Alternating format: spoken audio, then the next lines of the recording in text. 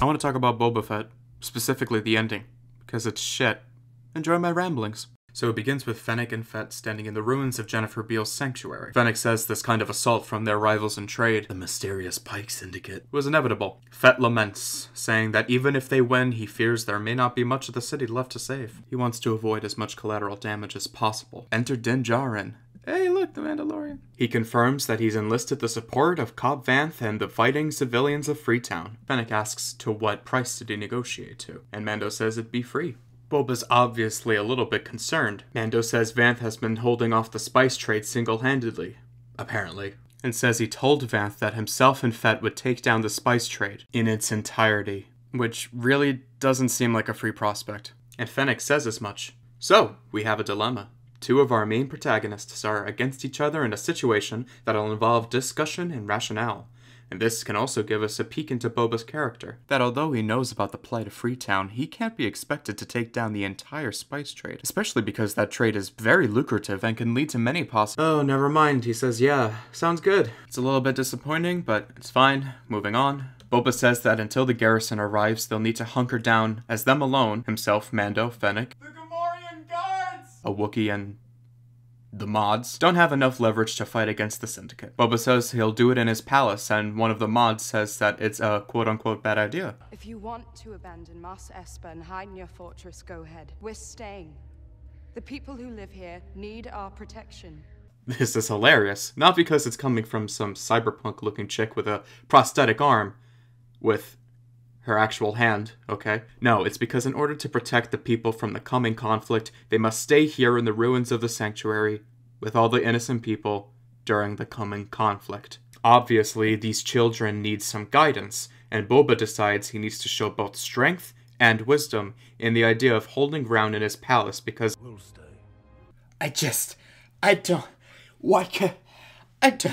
But why? You just said not 5 minutes prior that you feared the destruction of Mos Eisley. So, the most rational and reasonable decision is to move as far away from whatever. Never mind, moving on. We then see, oh, look, it's Cad Bane from the Clone Wars. I remember.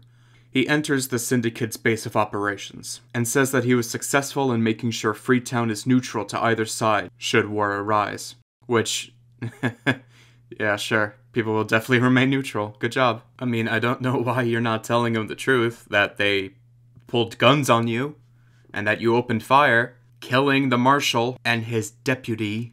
Cad, why you gotta be like this? Right from the get-go, why you gotta be like this, though? The mayor of Mos Eisley, someone that Fett has been meaning to talk to throughout the season, is glad to hear the news of Freetown's impartiality. He asks if Fett has any other outlets of support, and asks about the Tusken tribe he was once with, and the Syndicate leader Pyke, okay, sure, informs the mayor that he was the one to eliminate the tribe, and he placed evidence of the speeder bike gang being the ones responsible. Cad Bane asks if Fett knows about that, and Lam answers he has no idea. Don't worry, we're not done with that line, trust me. Oh, and the mayor disapproved of the Syndicate's use of violence on the sanctuary. He doesn't want any more bloodshed, and he's looking for the best outcome for the people he governs.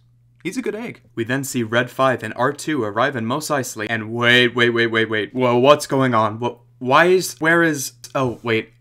Shit. You know what? Maybe I should explain for those who have no idea what I'm on about. In the last episode of the Book of Boba Fett, which basically is Mandalorian Season 3, Episode 2, Grogu and deepfake Luke Skywalker are doing some training. Mando gives Grogu the gift of chainmail made of Beskar. Oh, look, it's Ahsoka from— Yeah, Ahsoka brings the gift to Luke. However, Luke is like, no good, hey baby, decide your surrogate father are training for many years where I shoot you with these blasters and teach you the ways of sitting down for hours and hours on end. The baby chooses the former. The person to meet and take care of Grogu is— oh no, go away. I think it's funny that R2 realizes that the Mandalorian isn't in this town. He's in Mos Eisley. And he decides to leave the child with the stranger. Oh, but don't worry. This isn't R2's fault completely. But more on that later. Stay tuned! And because it's like Grogu's thing, he has to get fed in every scene because it's just so fucking cute. I don't care how big of a rush you're in. Baby's gotta eat. Screechy Lady gives him a bowl of worms, which— I'm sorry, I can't help but put this together. Him? What are you eating? Oh, just a bowl of peanuts. Those aren't peanuts. That's my bowl of worms from my compost. Oh, Pip, you really need to get glasses, man. You just ate worms. We then cut to the morning after, and at the sanctuary, oh god, they're actually staying to fight in the town, and their fort is these ruins. Say it isn't so. Fennec breaks down how they most certainly cannot fail. There is no way to be snuck up upon. Cad Bane then strolls up in front to talk to Fett. Lol, get wrecked, Fennec. Boba leaves to intercept the cowboy smurf, and Bane says he's here on behalf of the Pykes. And Boba's like, I don't negotiate with gutless murderers. Which is priceless for multiple reasons. Even Cad Bane's like, it's kinda hypocritical of you, but okay. If that's not the quackter calling the stifling slimy. Wait, what did he just say? I didn't know sidekicks were allowed to talk. Well, if that isn't the quackter calling the stifling slimy. Huh, interesting. Yeah, anyway, Cad tells Fett he's made sure Freetown isn't coming, and he paid Vanth a little visit. He then pokes at Boba with a stick, and says you shouldn't have left him without his armor. Mando was the one that did that, but it's okay. Can't remember the name, huh? A senior moment, perhaps. Cad issues an ultimatum, or should I say a professional courtesy. Let the spice flow through the city, and all of this can be avoided. Boba replies, no, he'll only negotiate with the head of the Pykes. And then, weird segue, but I guess he had to bring it up somehow. Bane's like, oh, the same guy who, quote, massacred your Tusken family and blamed it on a speed bike gang? Oh my god! Oh, thank you, show. No need to show me the fucking scene again. I'm good. Thank you. I remember it all fine, unfortunately. Cad Bane pokes Fett more and says, you know it's true. Oh, remember Empire? Remember the line? Boba is totally about to kill Cad Bane, but Fennec pulls him back before he can act. And that's the scene. Moving on. Alright. Now we can get into the good shit. Stay with me, folks. I'ma break it down real slow for you. Boba is then informed by British brunette female Star Wars character number 4 that something's afoot. And then, horror. Civilians begin to open fire upon Fett's allies. The mods are cornered. The Gamorrean guards are ambushed. And Black Krrsantan... Black Krrsantan... Chris. Okay, no, just Chris. I will be referring to the Wookiee as Chris.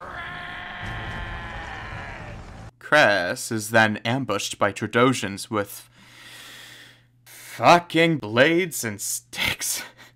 None of them have blasters, none of them have snipers, none of them decide to get a quick shot from behind. They all charge at the Wookiee with a rifle, and they win. Never mind, moving on. Boba hides in the sanctuary, and is all like, it's a coordinated attack! We need to take out the head of the snake! This revolt is confirmation that the houses of Mos Espa have betrayed the agreement between him and Fett. Which, it's a shame. You'd think after their one conversation together they'd be loyal, and it was such a convincing talk as well. Aww. The Twi'lek is coerced by Fennec to reveal where his boss the mayor and Lami and the boys are held up. Fennec is then sent on her speeder to race to Mos Eisley before the fighting continues. I, personally, wouldn't be so quick as to jump on my speeder, especially since Cad Bane just strolled up moments prior with a bunch of goons. He could have tampered with it or rigged it with a thermal detonator, you don't know. At least scan it before you jump on it with your screenless helmet. What a goofy ass helmet. Fennec rescues the millennials and takes out like 5 guys in like 5 seconds. So I have to ask myself, what's the fear of losing if you have her on your team? They then hint at character interaction and she speeds off to Mos Eisley. This is the last time we see her in the battle. Mando and Fett are then approached by Pyke boys and Fett's like, are you sure you want to do this? A little late to ask that now, but alright. Mando's like, this is the catchphrase. And just before they go out into battle, for the name of honor, the Twi'lek's like, I can help negotiate. I was from Coruscant. The show spends way too much time on this scene, so I'm not. You're welcome. Boba then uses this opportunity to use tweedledum as a distraction, and ambushes the Pykes, and him and Mando do an epic back-to-back, like Tony and Rhodey. However, unlike the proficient fighters and the skilled strategists who use their gear correctly, our heroes just stay out in the open, waiting to be gunned down. Which they do. And though not being behind cover, Tony and Rhodey use their cleverness and agility to dodge incoming fire. That and of course Tony's insane tech weapons. But I gotta stop myself because those two are actually characters and I have to remind myself I'm watching a Saturday morning cartoon. All seems lost and then, oh my god, the cavalry arrives! It's a speeder with about 15 Freetowners. Wait, what? What? There's 11. 11? 11 Freetowners. 11. Yeah. 11 Freetowners. Sorry. No, sorry. 11 Freetowners. Wow, our odds have really increased, man. They then fight outside the ruins. So you're not even going to use the ruins as a quote-unquote fort? What was the point of staying if you don't even use the cover? What's the difference of fighting here than fighting in the middle of nowhere and using a knee-high boulder for cover? If you were so dead set on using the sanctuary, then use it! Lure the Pykes inside, jetpack out, and blow it up. It's not like you care about collateral damage at this point, because God knows you don't. Or do it like an anthropoid, and just hold out for as long as you can. It's not like you guys are in any real danger. The plot won't let you die. But again, I have to stop myself because of time constraints and budget. It's not like we got Disney money or anything. Chris arrives and reunites with the crew and, oh wait, right, the Gamorrean guards. We last left them being cornered and poked with spears and... Rip, they did their best, protecting the cliff's edge. Guess they were hoping to win via high ground. Chris wobbles to cover, and why are you shooting him in his armor? The band of rebels score a victory, and they celebrate with celebration cheers stock sound. Until, oh no, droidekas! Or EU droids that Disney ripped off. I mean pillaged. I mean adopted. They even have shields. Shields are nice. Shields could have been useful. Rip shields. They then start firing on said shields. Oh, two droids. Two droids. They're firing at two droids with shields. God, why? Why? They just keep firing. Stop. Run. Run away. Go into the fort. Ruins. Go into the ruins. And then Boba shoots his rocket into the shield, and it obviously does nothing. Good job, Boba. Nice waste of utility there. Well, I guess that's in character now, though, I suppose. Dumbass. The troops finally retreat down an open street and don't hide or evade in the alleyways. Because of course they do. And the encroaching droids shoot just behind and way above the fleeing fighters. Because of course they do. Mando and Boba stay behind to assault the droid. Why? They use blasters, flamethrowers, and Din Djarin's darksaber, all to no avail. Mando says that everything is too weak, and that the kinetic energy has too much velocity. Boba decides to go back to the palace to get heavier firepower, presumably the Slave One, and asks Mando to just keep him busy. The mods get cornered, and the brunette British Star Wars female character number 4 snipes with one of the Freetowners, and I don't care. They hint at character growth and the two classes finding it hard to work together, but it's equivalent to painting the knob of a door that's defective. It's not even attached to its hinges, and is already rotting away in the trash compactor. Too little too late. Chris attacks the droid's shields and gets booped by the droid's claw. To help him out, the Blade Runners assist Chris, and one of them does a spin. That's a good trick. And what's going on? I need an adult. Mando runs throughout the city and is pursued by the droid. In its wake, it destroys part of the city, but I mean, that's what Boba asks for, so what else would he do? I mean, he has a jetpack. Maybe just hover around and keep its attention in the skies. Right, sorry, gotta think about the budget. Not like we got Disney money or anything. Mando turns a corner and oh my goodness, it's her! She just happens to arrive in the same place, in the same alley, in this, you know, tiny city. In this active war zone where Mando happens to be chased by a droideka. I don't know, the Force probably did it. What is he doing here?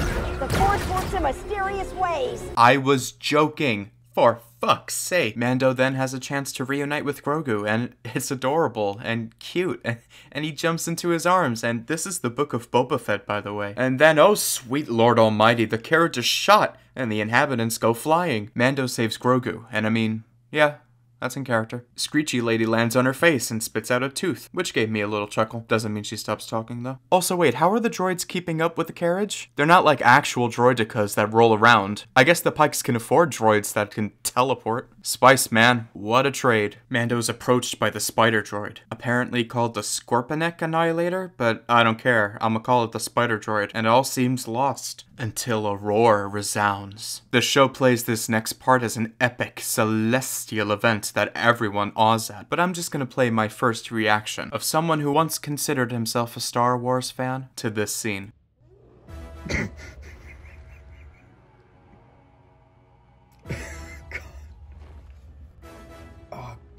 Ew. Show it, do it.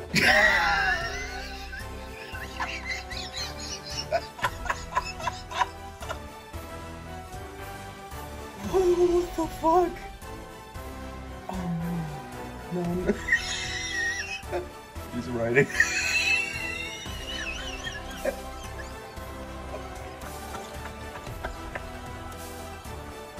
Don't move! Oh god, what is going on? Slow. Oh.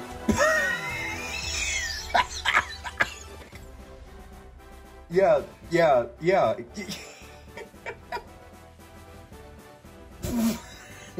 Oh, fucking.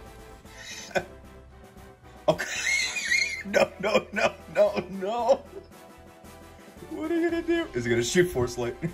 Seeing that his daddy's in trouble, Grogu uses the Force and yanks a bolt from the droid and it cripples it. He also gets a new toy to hold for a second. So, I mean, yeah, it's kind of in character. And then... it's like the Hulk. Do it.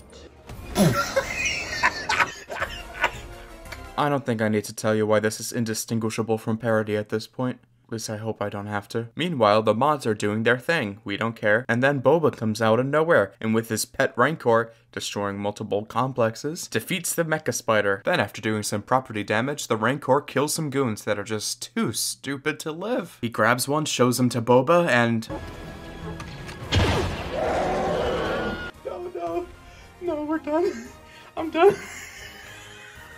But then Papa Smurf strolls in like a badass, because that's literally half of his screen time is just walking around, all cool and mysterious. Cad Bane uses the Igni sign. It's very effective, and Boba is thrown to the ground. The Rancor then, masterless, just goes away, surely waiting for his master to call him back, or hell, loop around the corner and take Bane out from behind. Whatever it does, it just leaves its master to have a one-on-one epic duel, where... But before that, we get some stellar dialogue. Lines such as... You are an old man. I'm still faster than you. That may be. But I have armor. Shut up. And when all hope seems lost, he uses the power of editing and the stick the Tuskens forged for him after he went to a tree whilst having a fever dream acid trip caused by a small lizard going up his nose because it's the Tusken culture. No, I'm not joking. They are. I don't write the stupid, they write the stupid. I just tell you about the stupid, alright? Boba gets the upper hand, and with one quick thrust, he stabs Smurfette in the chest. Lol, no blood, not even green or purple blood. Gotta get that PG rating, no matter the cost. Also, how the hell did he win with this stupid-ass move? I thought Cad Bane was quicker than him. And please don't say, well, in the earlier episodes, he was defeated by the tribe leader using that same move. It's a reflection. It shows that he's learned from the Tuskens and that he knows what to do in this situation. Stop it. Stop it. That's what you say the first time you see someone do that. There's no video necessary for this. Boba stands victorious over the corpse of the man who knew him as a kid during the Clone Wars, who gave him lessons, and wait, it's from a deleted scene? Oh god, that's priceless. Meanwhile, the Rancor is throwing a tantrum. What? He's throwing a tantrum and he's destroying buildings and nearly kills the Matrix Resurrection rejects. Oh god, that would have been so funny. I wish that happened. The Rancor does a King Kong, not joking again, and Mando does another sacrifice-tism. Yeah, it's in character, I guess. Mando uses plot armor to get him through being tossed around by the Rancor, including being pummeled through a ceiling onto the floor and being tossed onto the ground. Writers, he's a human with some armor.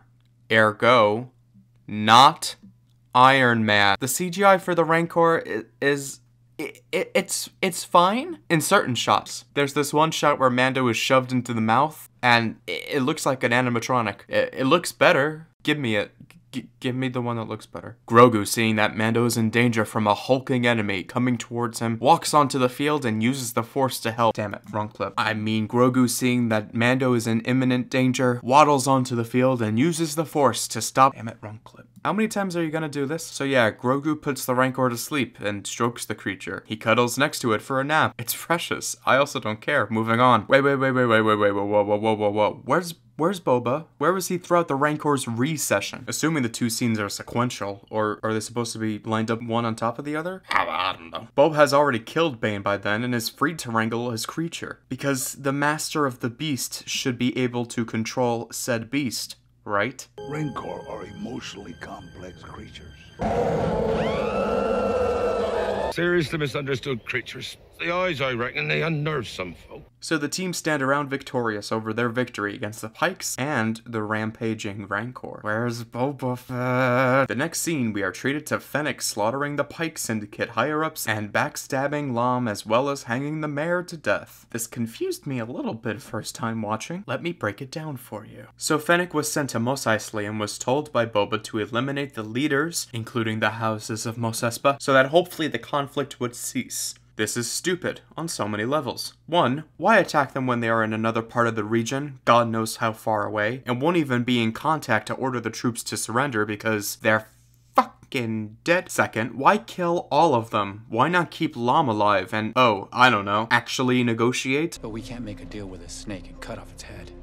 We both have our shitty parts to play. You really just killed the houses of Mos Espa? See, I know they betrayed you and everything, and that's like, aw, so sad. My feelings are hurted. Surely these houses have a following, and doing this obviously will have some consequences. Boba, you might have a potential civil war in your hands, and it's because one of your dumbass lieutenants decides to do this god-awful stupid-ass retarded thing. And last but certainly not least, why did you kill the mayor? You didn't know his involvement in the bombing of the sanctuary, and if you didn't yeet him and capture him, he would have told you he wanted precision strikes, not open war. He knew what was going on, saw all trade organizations, and wanted what was best for the town. I'm not making this shit up, by the way. The show literally has a scene where he seems like he doesn't want the Pykes to fight Fett, or vice versa. Why kill him? Why kill any of them? Surely you have comms with Boba or Chris or the Fifth Element rejects. Anyone tell Fennec?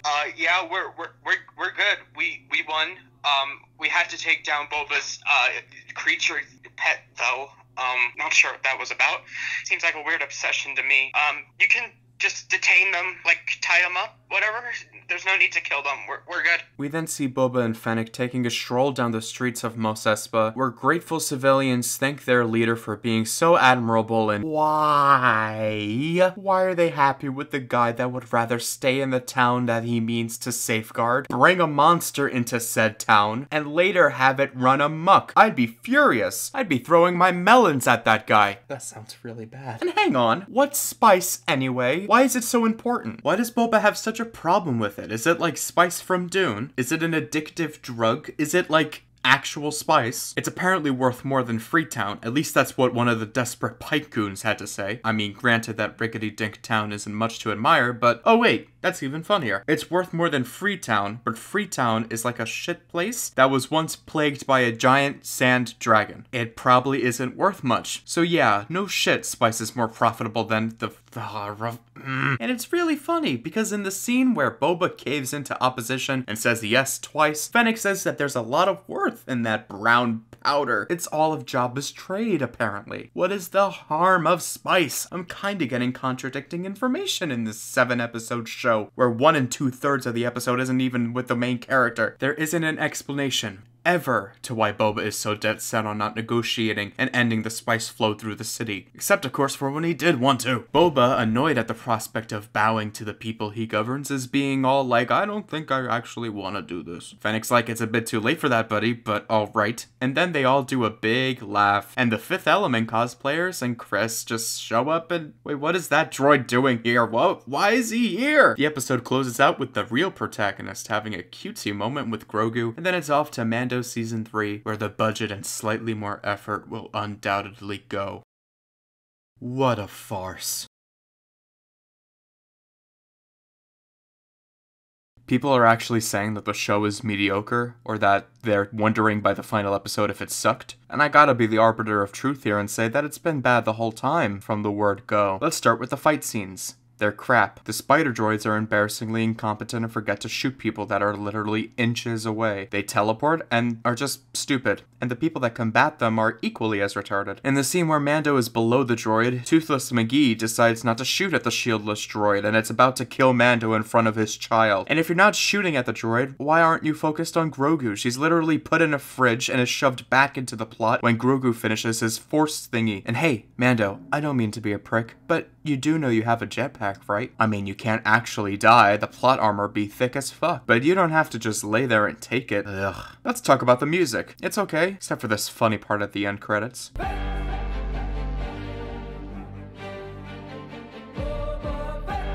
How about my themes? Non-existent. They throw in a question of, oh my god, he's got the blood of Django, a killer running through his veins. He's a cold-blooded murderer. Can he change? Oh my god. But it's also funny because they put in no effort and throw in Cad Bane because he's vaguely related to Boba. I still don't even know. Must be fun to see a beloved villain from another show make an appearance only to be humiliated, beaten in battle.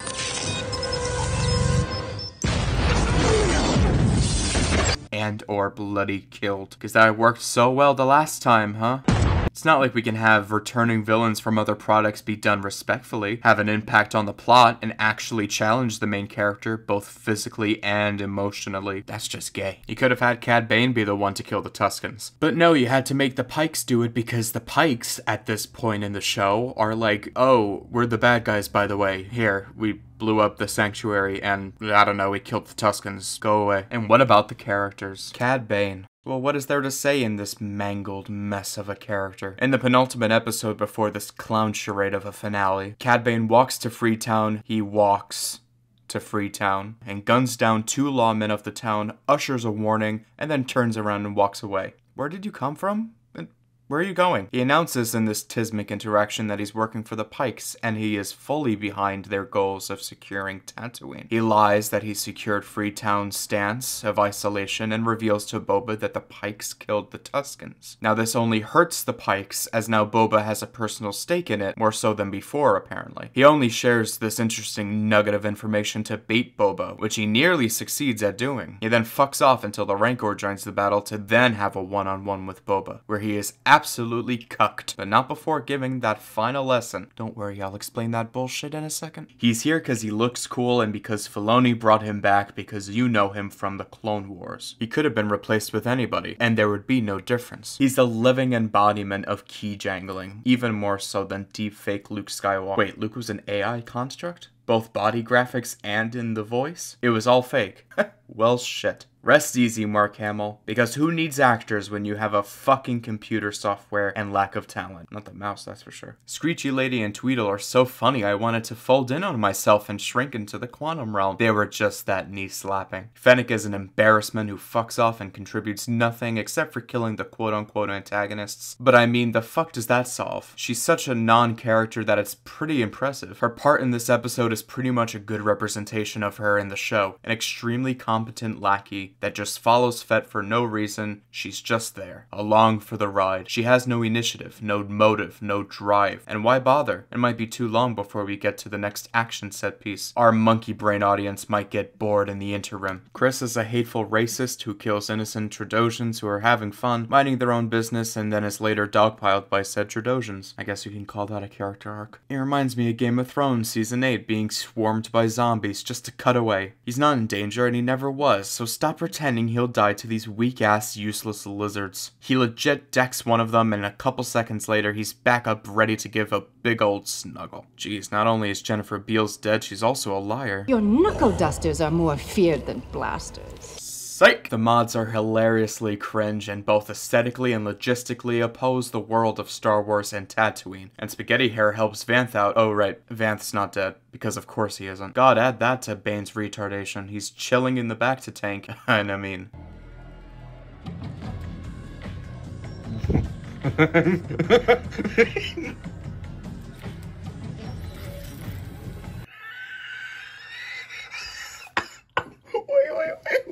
Wait.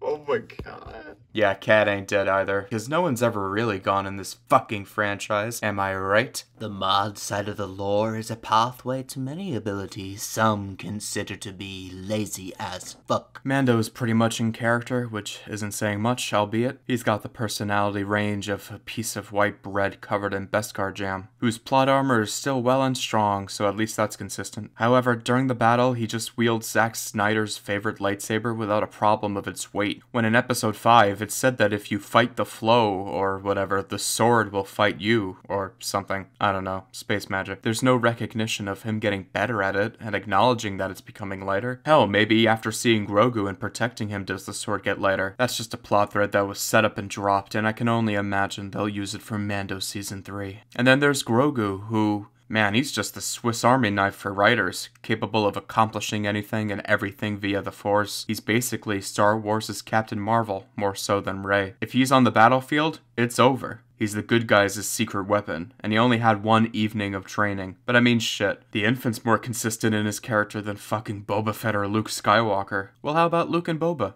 I mean, what's the problem with Luke following the old ways of the religion from the prequels, i.e. foregoing all attachments and connections, when it's specifically attachments and his unconditional love for his father that saved him? You'd think he'd learn from his old master's failings to pass on what he had learned, to usher in a new Jedi Order. Cause I mean, failure's just the greatest teacher, am I right? Also, let's not forget you're giving a life-altering decision to a baby, for crying out loud. God, Luke, you are so much like your father, the weird evil part.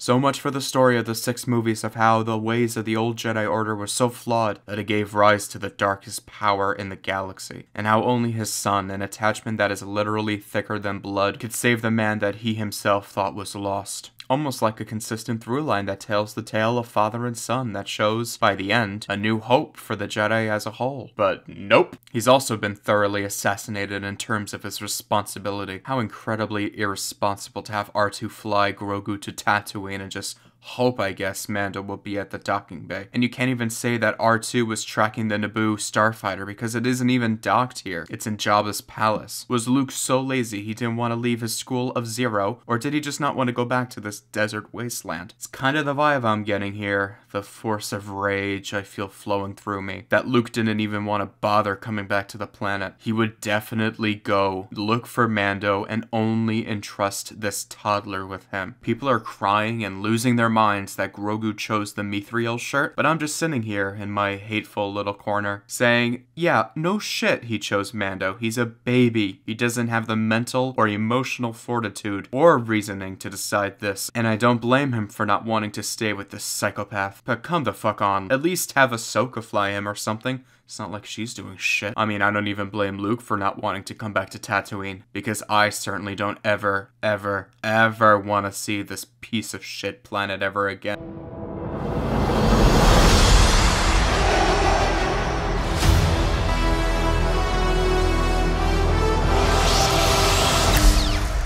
God, I'm so unhappy.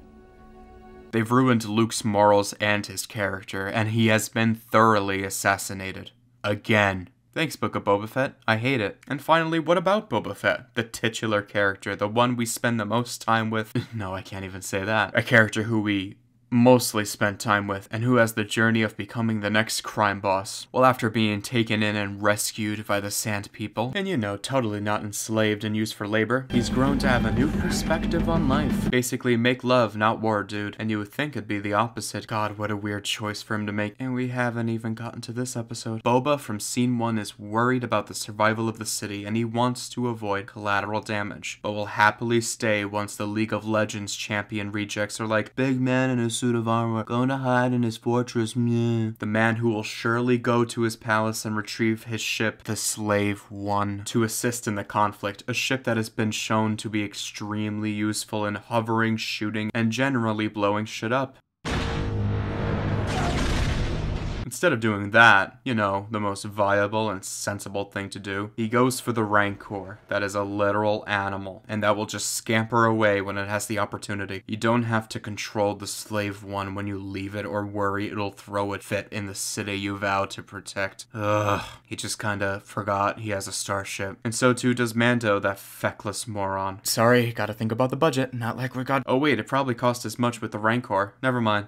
I just really wanted him to ride a Rancor. Not to mention the countless times Boba had the opportunity to avoid conflict by just talking to the Pyke leader, or the mayor, or Cad Bane. I know you don't like him, Boba, but it's either talk to him or all-out war. Also, why is the plan to either run to the palace or to run into the open fire? What is wrong with the both of you, you defective bucketheads? But little king, Boba never had a character in the OT, and this show helps flesh out the otherwise blank slate. Stop it! No, he had a character in the OT, and the show pretends that he didn't, and says that he wasn't the renowned mercenary we thought he was. He was a pawn in other people's agendas, and he never had any goals. They pretend he wasn't the only bounty hunter that Darth Vader specifically pointed out to. No disintegrations. As you wish. They pretend like he really didn't care for the money, that he didn't walk straight to Vader and say, "What if he doesn't survive? He's worth a lot to me." And also, don't forget the Vader plotline of Empire surrounded the growing impatience Vader had when it came to his subordinates. Lord Vader, the fleet has moved down to flight speed and we're preparing to... You have failed me for the last time, Admiral. You are in command now, Admiral Piet. Thank you, Lord Vader. It took hiring bounty hunters to actually get the job done. Vader respected the guy for doing such a great job. The Empire will compensate you if he dies. He could have easily choked him out or just say, "Nah, sorry, I altered the deal." But Boba Fett is known. He's a worthy ally to call upon. The writers pretend like seeing his father get beheaded by a Jedi didn't emotionally scar him for life, hardening him into what his father was. You know, the whole point of showing Boba at all in the prequels. Almost as if that was the point. Oh, it's all so tiresome. I intend to rule with respect. Oh, make it stop. And as if it couldn't get any more tonally bankrupt, Boba Fett's character in the show's contradicting his character in The Mandalorian. I'm a simple man making his way through the galaxy. Like my father before me. No, you spineless bumblefuck. You went and BAM!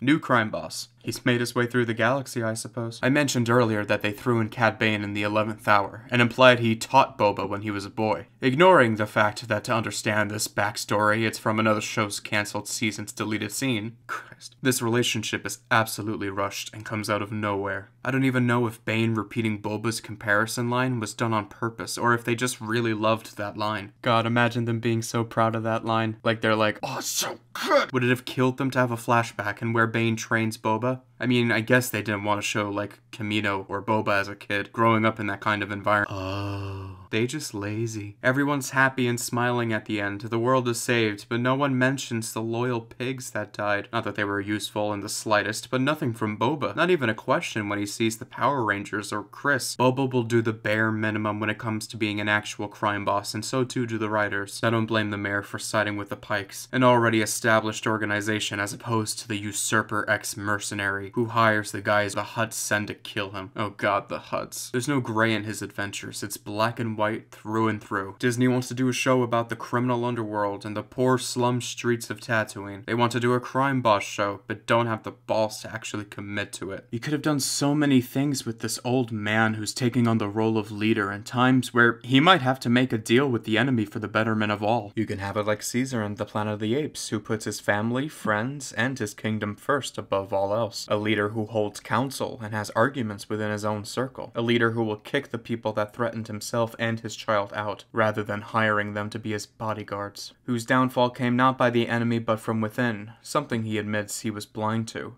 and something he should have foreseen. You can say that he ruled with respect, but he damn well earned it. But I gotta stop myself because that's a story written by talented writers who actually give a shit about what they're making, and I'm reviewing a Looney Tunes show written by children for children. Gotta love that Boba, after the battle, does nothing with the realization that he killed innocent speed bikers. No quiet scene with him and Fennec discussing the ramifications of his actions. No, nothing. He kills Bane, well, I mean, death is implied, and just seemingly gets over it. Hell, you could have had a scene in the Sanctuary where Mando presses him on what Cad Bane implied outside, and have Boba struggle to admit that he killed the wrong people, the undeserving. If you want to give him some kind of a code, if you're so goddamn desperate to have him be an altruistic person, you can say that all throughout his bounty hunting career, he only took jobs that dealt with obviously unpleasant people. Have him say that even when he was under the Empire's contract, he believed in the cause of arresting the rebel general, a smuggler that owed Jabba, his employer, a lot of credits. Have this new information shake him to his core. Have him think about his actions, and if the code was just window dressing, hiding the fact that he loved the money, he loved the job, the fact that he might be a cold-blooded murderer. But nah, it'll be fine. Every fight scene minor moment of crisis is resolved by something or someone else saving the day. Saturday Night Fever junkies are pinned by civilians? Not a problem, Fennec's gotcha. Not that bad, I suppose. Mando and Fett pinned down? No sweat, Freetowners. Just in the nick of time. Droids slowly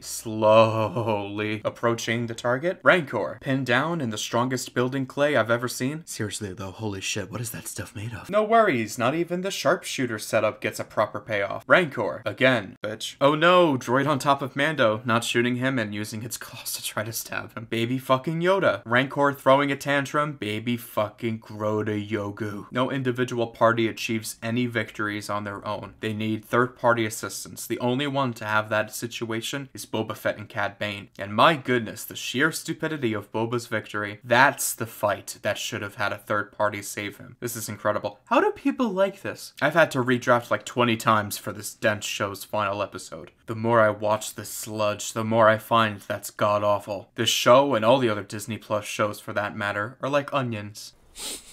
They stink? Yes. The more you peel back, the more you think about the plot. The more you dive into this, the more you discover it's built on the weakest of foundations, if any at all. And it just gets worse and worse. People are just forgetting the fact that the misunderstood Tusken Raiders are violent, barbaric monsters who enslave, kill for the sake of it, and all around being pains in the ass for the people of Tatooine. The same people that enslaved Shmi Skywalker and prolonged a slow, agonizing death. It would be fine if these specific Tuskens that take in Boba aren't at all like the normal Tuskens. However, that would be a lie, because it seems like Boba has a severe case of Stockholm Syndrome. I was rescued by the Sand People.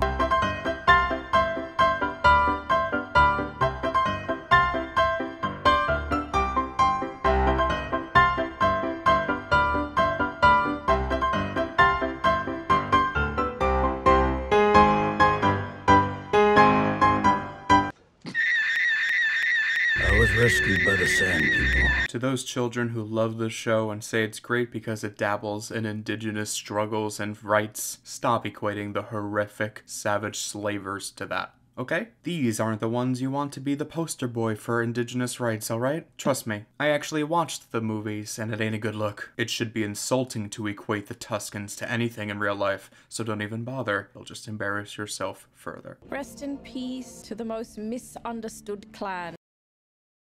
Yes! Yes! Oh, fuck yes!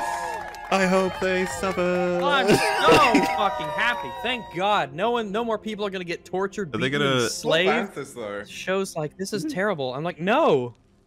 This is good. And the cherry on top of this shit-flavored cake is that, at the end of the day, the Pyke Syndicate seemed like they weren't doing anything wrong. I mean, the obvious thing is that they bombed the sanctuary. That's clearly evil. But other than that, as Lamy points out, we're pragmatic. They take out the Tuskens who undoubtedly shot first at the spice train. We've been shown them doing this in the past, just shooting anything metallic and fast for the fuck of it. They blame it on the bikers, undoubtedly, wrong and bad.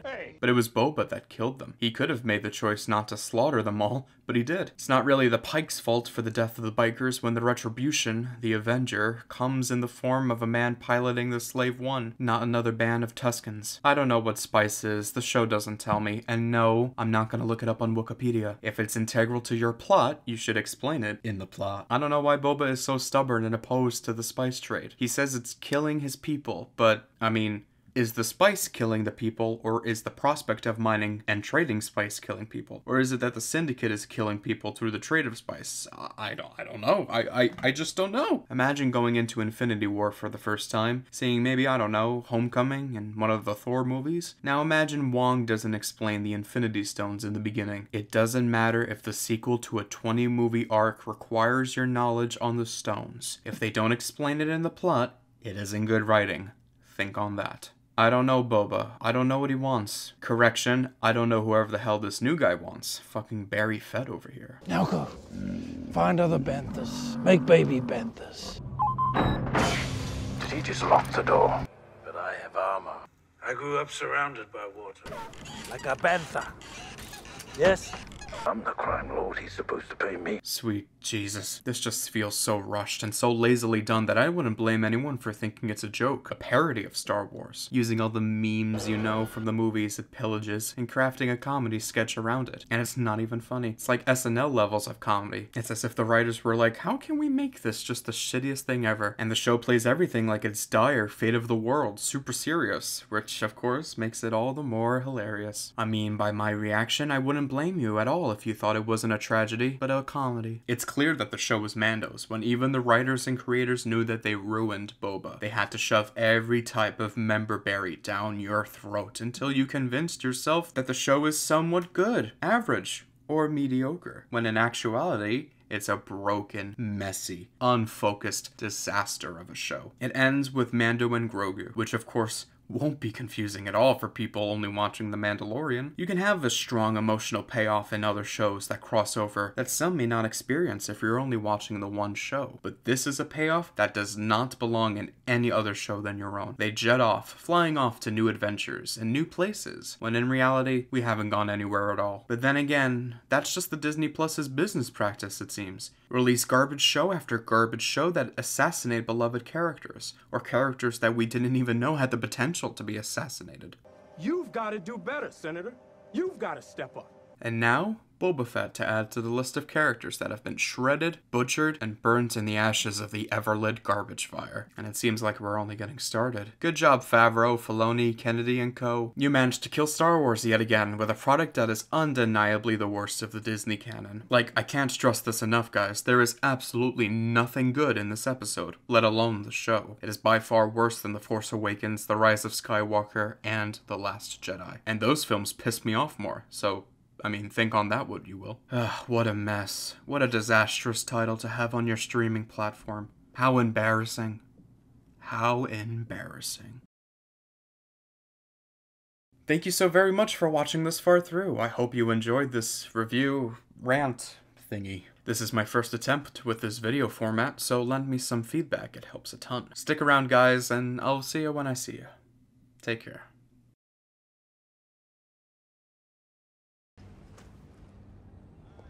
Hit it, Max. Like a bantha. Oh yeah. This is so tism, I'm gonna yeet myself. Yeet!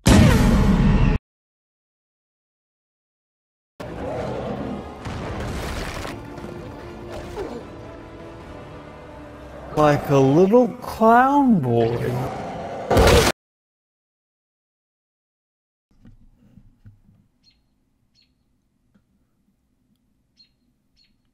Go away. Go away! I'm recording a video. Oh no. Oh Jesus, oh God.